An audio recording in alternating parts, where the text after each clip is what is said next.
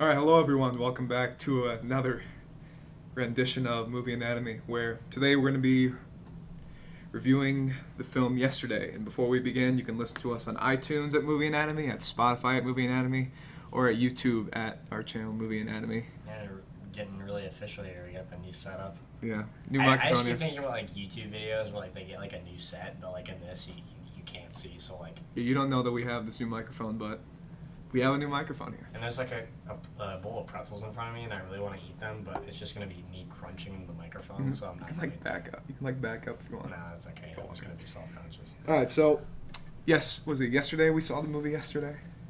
Or was it? No. When did we see it? I forget. A few days. Sunday, so 2 days ago. Yeah, it'll be Sunday now. So that's the film. Was directed by, I don't remember the guy's name. I know he directed 127 Hours. The director of Yeah. Yesterday, really? Yeah, I forget his name. Yeah, so it stars Danny Boyle was the director. Danny Boyle is directing. It stars, cannot pronounce this guy's name. Um, Himish, is that what it is? Yeah, we're sorry for butchering the name. Hemish, because it's his film debut. Himish Patel, I think. Hemish Patel and Lily And Lily James. right? Yeah, so this is, to recap, if you don't know about the premise of this movie, it's about this struggling musician who gets hit by a bus, and he's the only one who can remember the Beatles and their music. So it's kind of a building success story to him, becoming wildly successful with the Beatles music. I was like happy with how the kind of the whole premise. Like when we saw the trailer, we were both like interested. I sent it to you on Twitter, but I was just intrigued by the whole like, oh, he like loses, or like everyone else can't remember them. But the way they did it, I thought was good. So like, he's riding his bike at night and he gets hit by a bus, but also at the same time there's like a worldwide power outage, and like, yeah, maybe that's not completely realistic, but I feel like it's, you kind of just have to suspend your disbelief and kind of go with it. And I think once you accept that, the movie's really good. So that's kind of where I was at. But Yeah, I kind of agree with that. When you first saw the trailer, for me personally though, when I saw it, I'm like, oh, this looks really cool idea. yeah, And then, but if you start thinking about it too much, you see like the holes in the logic there. Like, I don't think contemporary music would really exist without the Beatles. There's so much things Right. they impacted because they're such a wide variety group. They pretty much made rock and roll completely mainstream. They got into a lot of different types of genres when making their early types of music. Right, Like they yeah. do some like indie rock, like some old Indian music from like India, because there's also the British Indian connection. So Mhm. they kind of grew up with that sort of music around them too. You have like they start doing like hardline rock. They could do like pop in like the 40s and 50s when it was on basic radio stations. right. So all of that really combined to make their music, and it's so reminiscent and popular now. Like people will know the Beatles songs, Beatles music. I don't know. Like I think they did a good job like addressing that though, because in the movie when he, even after that happens and he's the only one that remembers the Beatles exist, like he's not just immediately successful. I thought that the movie, it kind of broke a lot of the like cliches that I thought it was just gonna go, because I thought this was gonna be like a fun movie and just like an interesting concept, but it was gonna be pretty like stereotypical, kind of know what's gonna happen. But like when he first learns about that, like he's not successful as a musician, because he's been like writing songs for years and not had any success. What is it, like 10 years, I think? Yeah. And but even after that, he's still playing in like the same places, and people don't really care. Yeah. When I saw the trailer, I was like, wow, it's kind of lucky that this one guy in the world who knows the Beatles is a musician who knows Right? it. Yeah.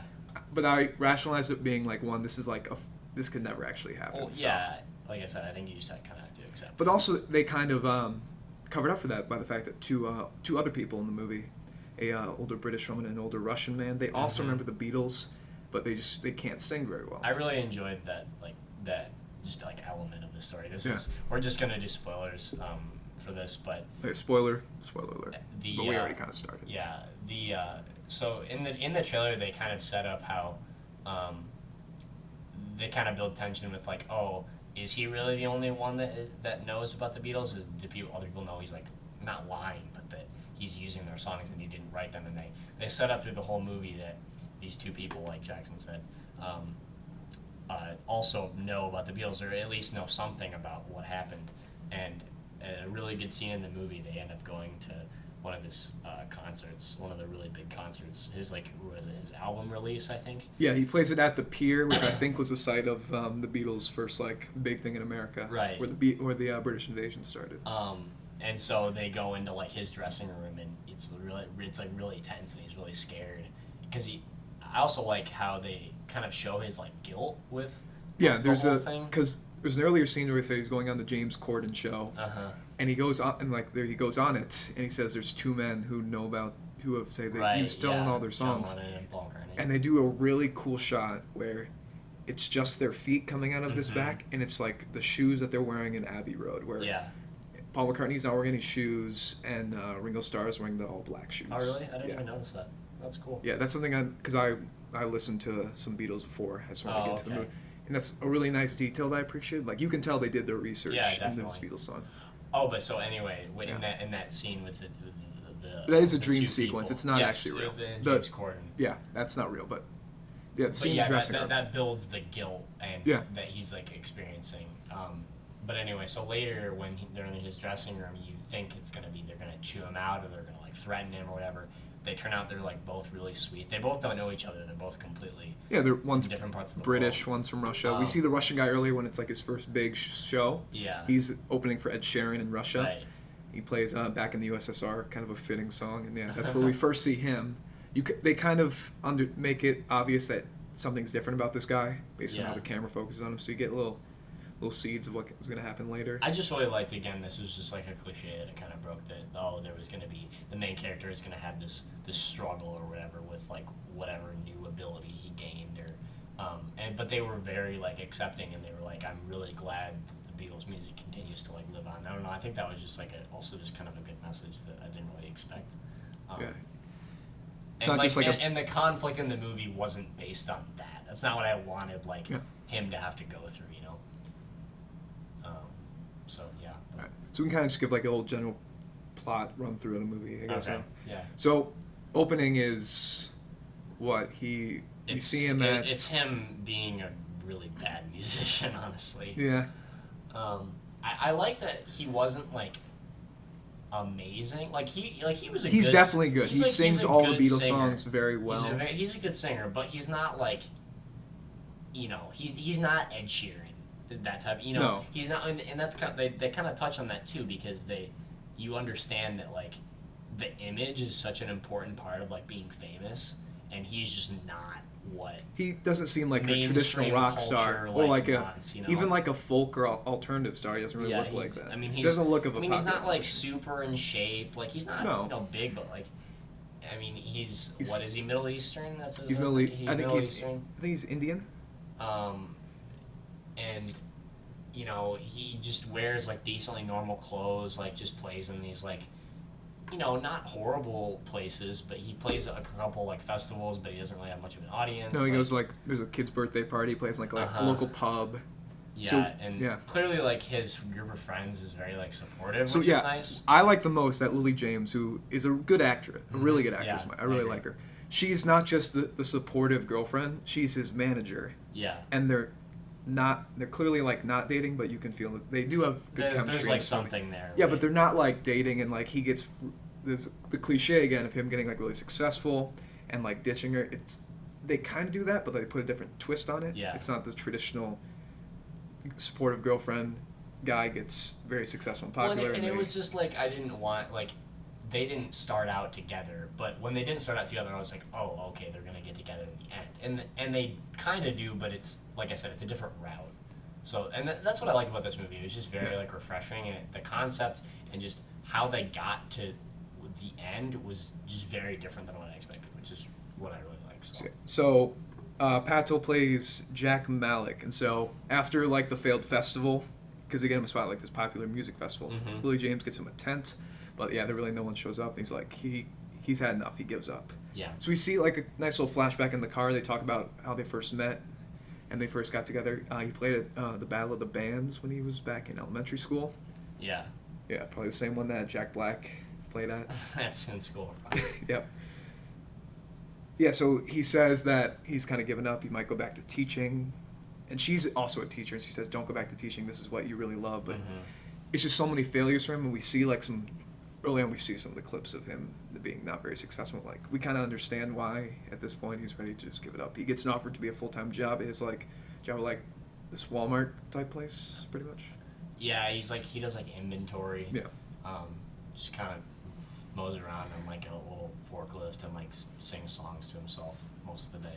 So then he gets hit by the bus. So she drops him off where his bike is after the music festival, and the blackout happens, as you said, and he gets hit by the bus. And then, so he wakes up. He's in the hospital. He's missing 2 teeth, and no one remembers the Beatles because he makes like a few references. He makes one reference to one of their songs when Lily James comes to visit him.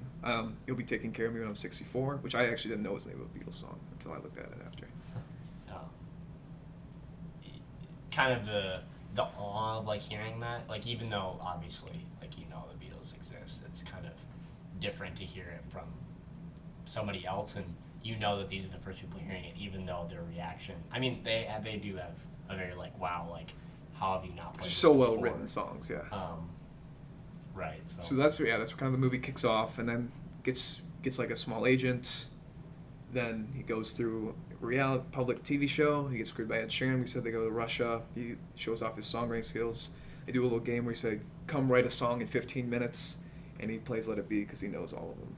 I liked how he doesn't know all the Beatles songs by heart, because that'd be extremely unrealistic. That was something I like really, really, really liked. The main one he struggles, he can't remember Eleanor Rigby. Yeah, I mean, I'll be honest, I don't know the words of the song, but I liked how they show him multiple times, not just like a big montage in one spot. That they have so many songs, like, and I mean, it would be different if you remembered like the really famous ones, but there are just so many. And like you said, him being a musician obviously helps, but I like how it was actually like a struggle for him to remember. And then later in the movie, when he's even more successful, he's like, wait a minute, eventually I'm gonna run out of songs, So then he kind of goes back to like the different places where the Beatles. Yeah.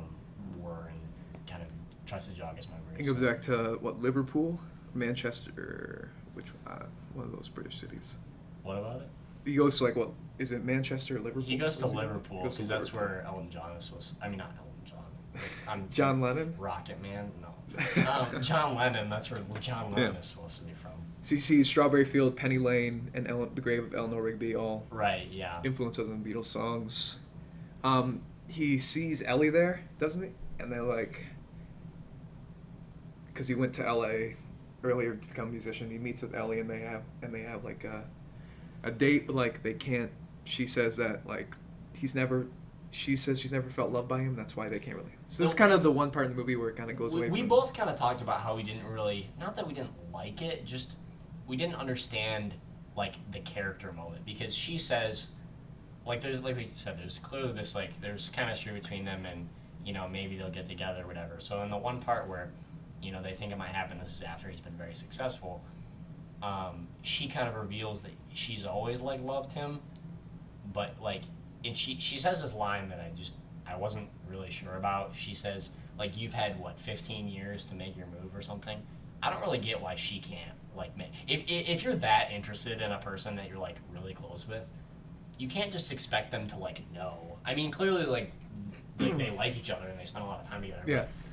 Is that really on him? I don't know. That just didn't really make sense to me. That's a cliche for this type of movie. It's still a rom. But it's funny because it's like breaking a cliche with another cliche, because the cliche would be like they just get together at the end and then it's all happy or whatever. But and I mean they do get together at the end, but just in a different way. So yeah, I kind of agree with that. There was an earlier scene where I thought that they kind of did the same thing, but it was a bit better, because he's going through all the different words of the Beatles songs that he can't really remember, and like he has different columns of like friends, and like going through the type of different songs. Oh right. And like her name isn't on the like the love column, and she asks him why. She's like all in tears, and I thought that was like a much better way of doing that. Yeah. Because it kind of had the same message. The one thing too, like.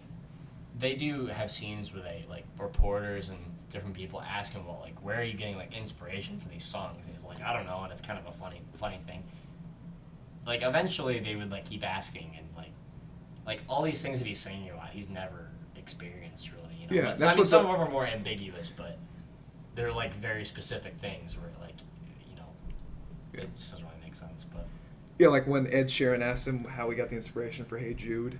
Yeah. And like he forgets halfway of what the Beatles story is for writing yeah, Hey he's Jude. like, oh, it's about a kid named Jude, and he was Yeah. really sad, and I don't know, that was funny, but. Then a scene that was kind of weird to me, they're doing the album cover reveal in the boardroom. Right, yeah, with all the executives. So and yeah, because he everything. pitched all the different Beatles albums, the White Uh-huh. Album, Sgt. Pepper's Lonely Hearts Club Band, Yeah. Abbey Road, but Uh-huh. with nobody there. Abbey Road. It was just like the road. Yeah. Yeah, and all those got rejected. And then it's kind of a dumb nitpick, but What? he goes through all the talk shows and he says Thursday Night Live. What? Wait, what?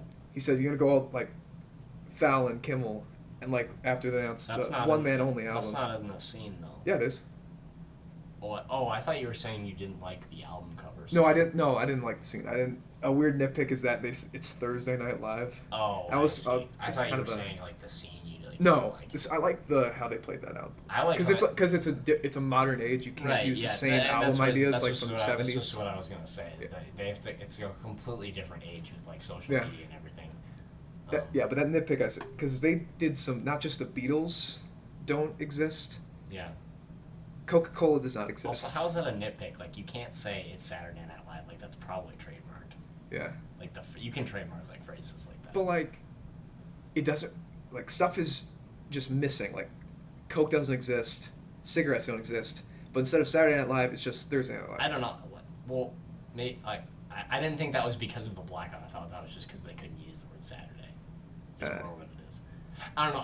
I didn't mind the other stuff that they took out, like them randomly not having like Coke doesn't exist. That one was after fun. the I blackout. enjoyed I that thought that one. was funny because it was like a reoccurring joke. Because It just doesn't really have an explanation. Like one hotel, there's just a Pepsi machine sitting out there, and like all they have is Pepsi. There's no Coke. It's kind of a fun running gag. Yeah, Again, you're not supposed to take this so literally. Like this can't happen.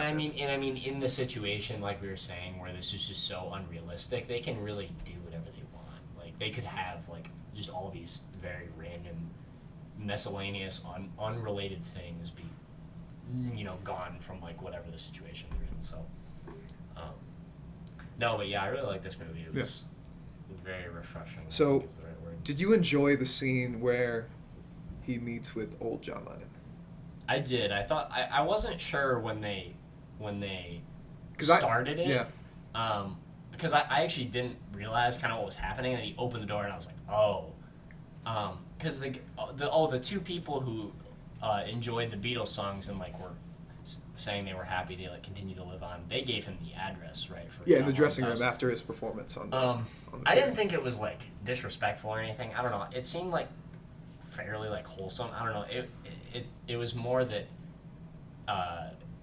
what's his name? Jack Malek's like character, because of like the guilt he was feeling and stuff, after meeting with the two people, kind of the John Lennon thing kind of solidified like I'm like supposed to be doing this, and it isn't like I'm not like a bad person, No, I agree with you that the scene itself was good. Uh-huh. It could be interpreted as disrespectful based on this person is dead. Yeah. And like I'm sure some people say you couldn't go to like Paul McCartney or Ringo Starr because they're still alive. Maybe it's just like Yeah. I didn't have a problem with it. I could see how people would have a problem with it. Maybe they because he's use- being played. It's a dead person being played by another actor. Maybe they used but like old. they were trying to use kind of John Lennon's whole like demeanor of like The stuff he said about like because he asked him, did you have a good life to John Uh-huh. Lennon? He said yes.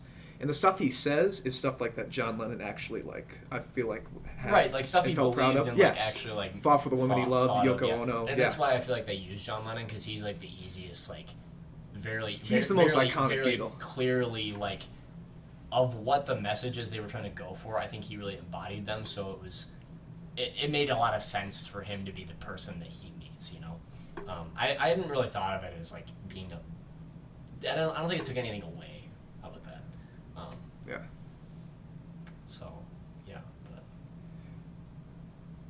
Yeah, and so at the end he asks Ed Sheeran for a favor. He goes play at Wembley Stadium. He confesses that he made up all the music. mm-hmm.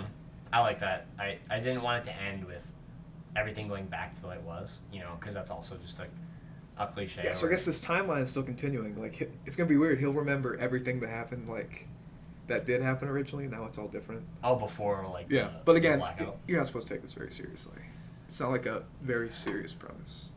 I It's don't know still if it's it- still a rom I com. don't know if it's like take it seriously. It's more just that it's, Like you're not supposed to take you understand this that it's timeline unrealistic. and all that. You're not supposed to Yeah. take that seriously. I also liked how Ed Sheeran was in the movie. When it was released that he was going to be in it, I didn't really know what kind of character he was going to play. I thought it was going to be more like cameo, like, oh, it's Ed Sheeran, yay. But it actually made a lot of sense because he discovers Jack in Suffolk, which is actually where Ed Sheeran is from. So he's like, oh, I live in the area. Like, I saw your cover of In My Life on the little talk show, and that's kind of how he like rises to fame. And like that made a lot more sense than him just like being in like a random coffee shop. I mean, that like kind of happens, but not like he doesn't go from 0 to 100. Oh, huge big shot agent. It's not in the birthday. Right. It's not in the birthday party. That he's Yeah, playing at. no, I mean, I feel like that's Yeah. It's weird. I feel like I keep reiterating this, but for how just different of a concept this is, I feel like they go about it with very realistic means, if that makes sense. Like everything that happens within the situation they created like makes sense and isn't like out of the ordinary, even though what they started with is kind of an extraordinary circumstance. So Yeah, I also really like to use Ed Sheeran. He's kind of like LeBron in Trainwreck, honestly. The way they use him to. is that even a comparison? I mean, kind of. Well, like it's like you'd think they'd be a cameo, but they're actually important, like into driving the story. I don't know. I like the whole thing with like Ed Sheeran being like really competitive. Yes, I like that like, too. About like that he's just actually better than Ed Sheeran at songwriting. I don't know. That kind of changes like Ed Sheeran's whole like career. Like his Jack's like manager like later is like, oh yeah, Ed Sheeran just like wrote a couple songs. He was basically just like he's like John the Baptist. He was like paving the way for Jesus to come or whatever. I don't know. I thought that was funny. It kind of makes sense why it has to be Ed Sheeran as the guy to kind of get this started, because if the Beatles music did come out today, would it be seen as kind of like the folksy rock that Ed Sheeran does? You kind of mentioned that before. I think that's fair to assume, but it's just hard because we just have no idea. Obviously, yeah, the Beatles music already exists before. But yeah, I mean, I could see that maybe happening just in terms of the type of music. Ed Sheeran is moving a little more towards just like mainstream like pop type, but like he's still his very own artist. But like you said, the Beatles did different genres and kind of changed, so I think they could still be successful today. Yeah. I was a bit weird that the Rolling Stones, they say, existed. I don't know. Like I said, when they kept introducing like things that didn't exist, I just kind of accepted it and moved on because I knew like if I start thinking about it too much, I'm not going to enjoy it as much. So yeah, but That's a fair point. I like this movie a lot though. Like So, yeah. I was really hoping, like this is exactly what I wanted. It was different and really enjoyable, very like feel good, but it was very funny in some parts too. The acting was really good. I like the Beatles music a lot. I actually like when people cover the Beatles songs a lot though. I'm not like the biggest Beatles fan ever, but so hearing the different songs coming from a different musician was cool too. So Yeah, the Beatles songs never felt like they threw them in there. At some points, no, they all felt right. natural. All of them, and they didn't were play a million of them either. All Like, of them. there was Well, apparently, this movie had a budget of $26 million. It cost $10 million to get the rights to all the Beatles songs. Yeah, I can believe that. Like, well, all the songs. This was a similar thing I had with Rocket Man. They were used in the right places based on how the movie was going. Yeah, I agree with that. They're not just jamming songs in there like it's Suicide Squad. Yeah, where the soundtrack feels like you're just scrolling on a radio. Exactly. Yeah. But yeah, I also really like this movie. It was just a really nice way to go to the theater, have a good time, and like you can just enjoy what story they're telling. Very good premise. I like how they didn't try to be too lazy with it. They actually they took some efforts into changing up basic rom-com cliches. I also like that you don't have to be a Beatles fan to go to this movie. I think that because I feel like with some, when they do like, maybe not even like biopics, but when they do like premises that are kind of based on like musicians, if you're not like a fan or like don't really know that much about like the band or whatever, it's kind of hard for you to like get fully into the movie. And I feel like it helps obviously if you're like familiar with the Beatles, but I think it's more about knowing what they kind of did for music and like their messages that is more important. So yeah, I liked that aspect. Yeah, this is fully a tribute. This is not for sure a biopic. This is they have some small lines that if you're a hardcore fan you will get based on the Beatles, But if you're just like a regular person, you can enjoy the movie and really enjoy the music. Yeah. And then, yeah, I mean, after we saw this movie, we just kept talking about different Beatles songs we liked and everything. So Yeah, and so I think we both have a top 5. yeah, We can go through 'em, I guess. after I watched it, I just kept listening to Beatles songs, and I was like, I was trying to figure out like which ones I actually like really like, and it was hard because I like a lot of them. So Yesterday was really stuck in my head. yeah, and especially after that main performance of it when he's just with the acoustic guitar, I think yeah. that's the best way. Like Also, that was the best cover in the movie. Yeah, yeah. The Yesterday. And I didn't know this, but I looked it up. Yesterday is the most covered song in history. Yeah. And, well, that's based crazy. on like registered artists, like big time artists. Like Not YouTube just, covers like, don't really YouTube count. covers, yeah. But yeah, it's only over 2,000. So I thought that was cool because I really love Yesterday.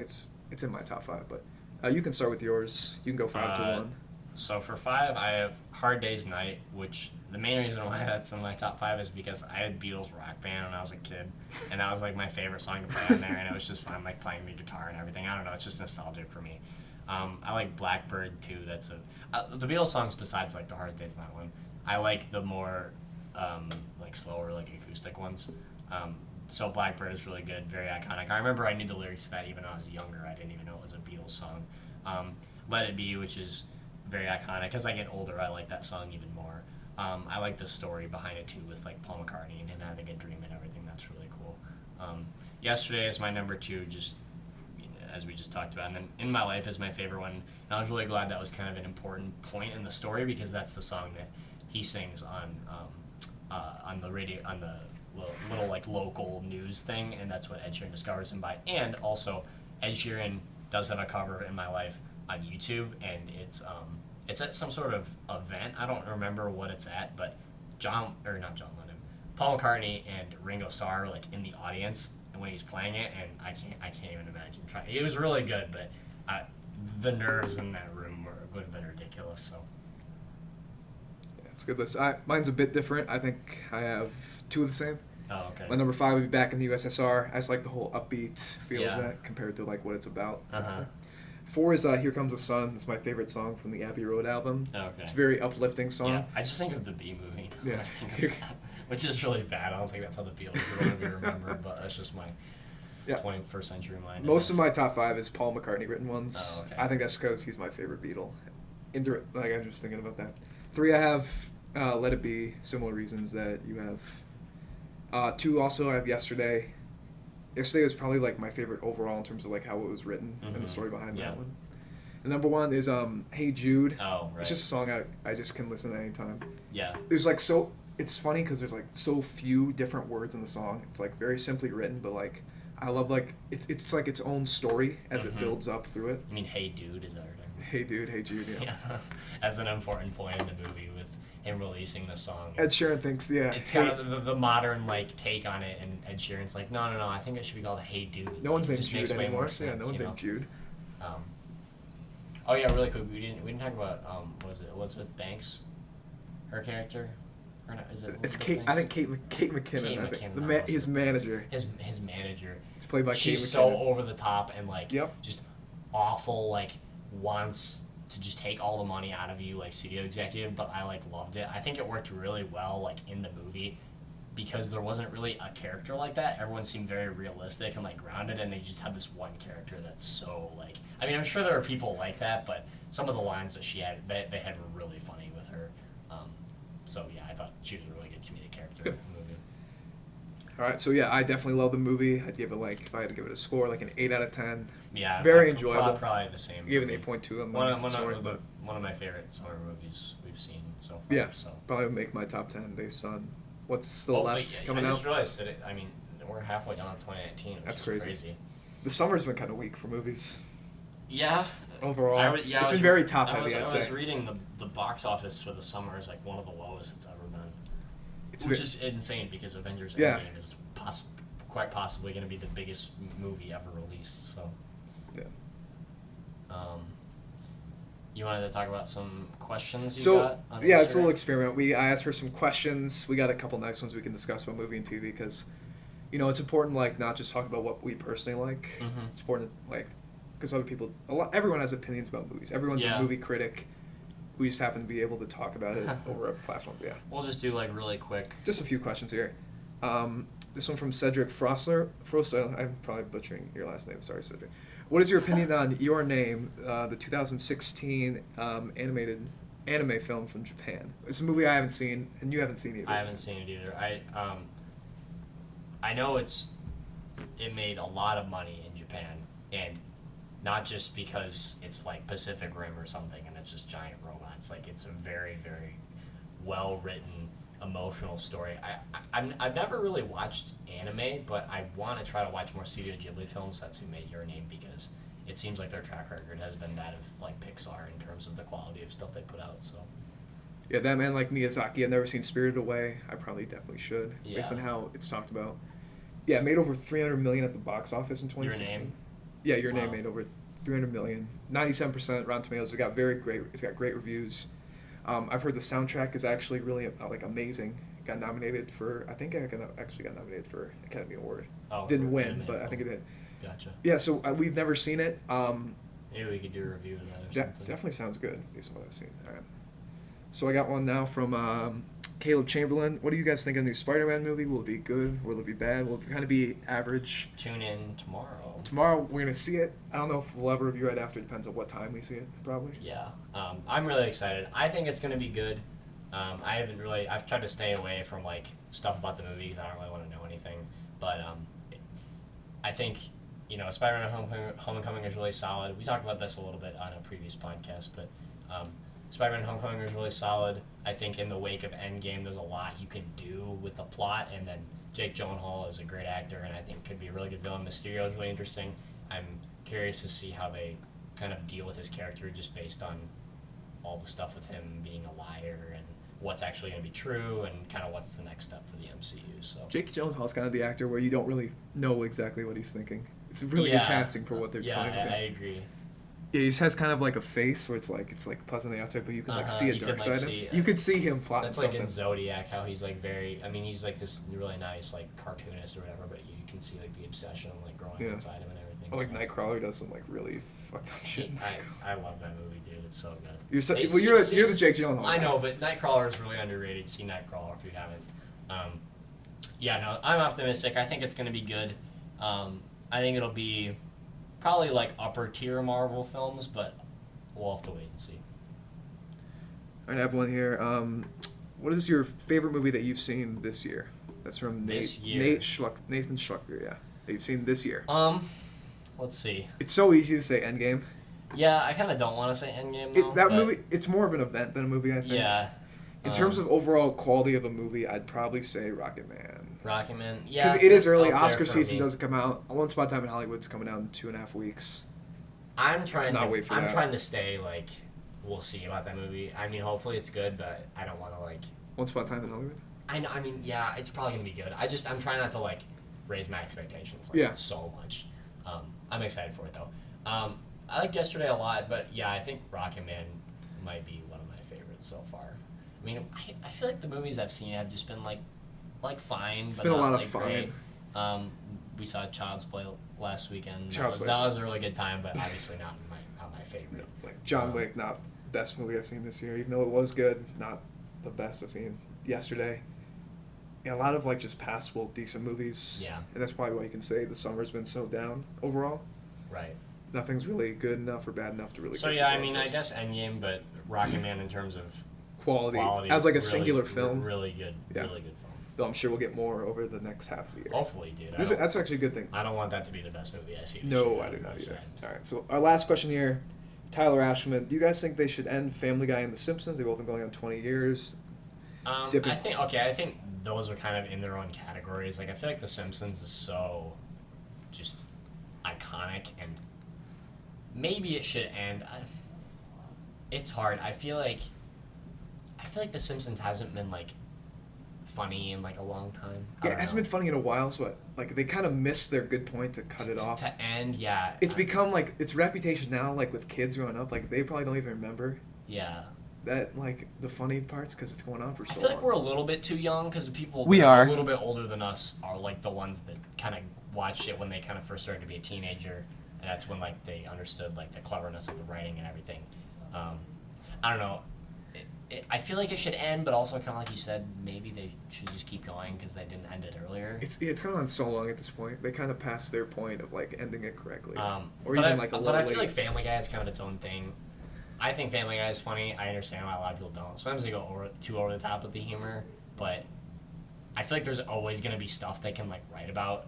I haven't like I'm not like a super diehard fan. I haven't keeping No, up with neither it am at I. all. But they at one point they did a storyline with like Brian like dying. And then Seth and then MacFarlane they wants brought- to be done. He doesn't want to do it. And then they brought him back. Yeah, he's moving on to a project. It's just so popular like the that Orville. yeah, it's so popular at this point.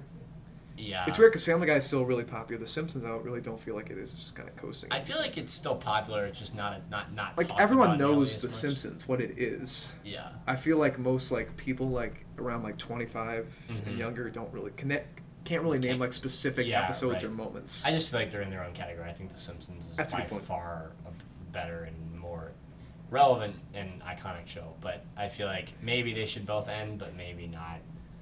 Like a show like The Walking Dead that's been going on a while. Yeah, I mean that's been going on for too long. But Even though it's your dad's favorite, like his not show. favorite. Well, it's not his show. favorite. This show I mean, he's watched from he's beginning watched to all end. of it, but just kind of something for him to do, I guess. But yeah, I don't know. I feel like maybe they should move on. Maybe the creators have more ideas and can do different things. But I mean, they I'm clearly not have. gonna- They I'm- made Futurama. I'm not gonna get mad if they keep going. I guess is my point. So, It's just it's gone on so long that I don't think anyone cares if it's going or not. so. Yeah, that's our movie anatomy review. Zach, thanks for coming on. Always a pleasure to review. Thanks, dude. I like the new mic and everything. I'm excited to do a review Spider-Man tomorrow. Yeah, so our review of Spider-Man, we're going to do we'll do a non-spoiler to start off, and then we'll get into spoilers, because obviously that'll be the first day it's out tomorrow. I'm sure plenty of people are going to see it over 4th of July weekend, or maybe probably after, because a lot of people will be out of town. So We can't talk about how Iron Man dies in the first half of the podcast. Wait, Iron Man. Yeah, I mean. How is that a they're- spoiler they're- for Spider-Man, though? They reveal it in the trailer.